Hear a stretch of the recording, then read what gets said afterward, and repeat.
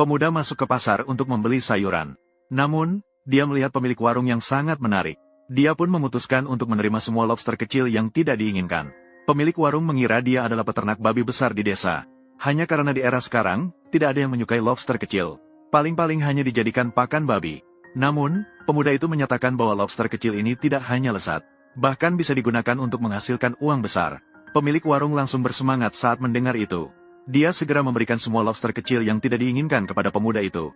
Syaratnya adalah ketika dia menghasilkan uang, jangan lupa untuk membantunya. Pemuda itu menyadari bahwa tubuh pemilik warung sangat menarik. Maka, dia langsung mendapatkan ide dalam pikirannya. Dia dengan santai menyetujui permintaan pemilik warung.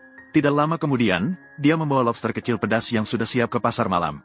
Namun, setelah beberapa jam berlalu, lobster kecilnya tetap tidak ada yang memperhatikan. Hanya karena di zaman itu, tidak ada yang menyukai lobster kecil. Bahkan jika ada yang melihat, mereka semua menunjukkan wajah jijik. Melihat malam itu akan segera berakhir. Lobster kecil di dalam panci tetap tidak berubah. Pemuda yang tidak bisa berbuat apa-apa terpaksa mengeluarkan jurus pamungkasnya. Membuat pemilik warung mengenakan pakaian seksi yang menggoda. Datang ke lapak kecilnya untuk menarik pelanggan. Ternyata, pria yang lewat semua menatap dengan kagum. Dengan cepat, di depan lapaknya sudah terbentuk antrean panjang. Semua orang sambil menikmati lobster kecil yang pedas dan lezat. Sambil minum bir dengan sangat nikmat. Tidak berapa lama, semua lobster kecil itu habis terjual. Pemilik toko barbek di samping sangat marah. Dia menuduh pemuda itu tidak sportif dan menggunakan taktik daya tarik wanita. Akhirnya, dia hanya menjadi pelengkap sepanjang malam. Namun, tidak lama kemudian dia juga terpukau oleh kelezatan ini. Maka dia cepat-cepat bertanya kepada pemuda itu bagaimana cara membuat lobster pedas ini. Setelah berbincang-bincang, pemuda itu baru menyadari. Ternyata, orang tersebut adalah Raja Lobster di masa depan. Bahkan, dia akan membuka lebih dari 3.000 toko waralaba di kemudian hari. Maka, pemuda itu tiba-tiba memiliki ide baru dalam pikirannya. Berniat untuk menjadi pemilik yang tidak terlibat langsung dalam operasional. Namun, pemilik warung yang berada di sampingnya tidak mendengarnya dengan baik. Setelah itu, pemuda itu mengandalkan lobster pedas ini. Dia mendapatkan tumpukan uang pertamanya dalam hidup.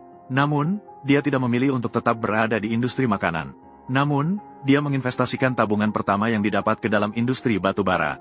Jadi, keesokan harinya, dia datang bersama pemilik warung untuk membahas kerjasama.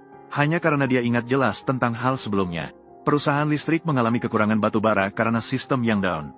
Jadi, dia ingin memanfaatkan kesempatan ini untuk berbicara dengan bos perusahaan listrik. Selamat pagi, Huang Zhong. Lebih baik bertemu langsung daripada hanya mendengar. Anda siapa? Saya Qi Feng.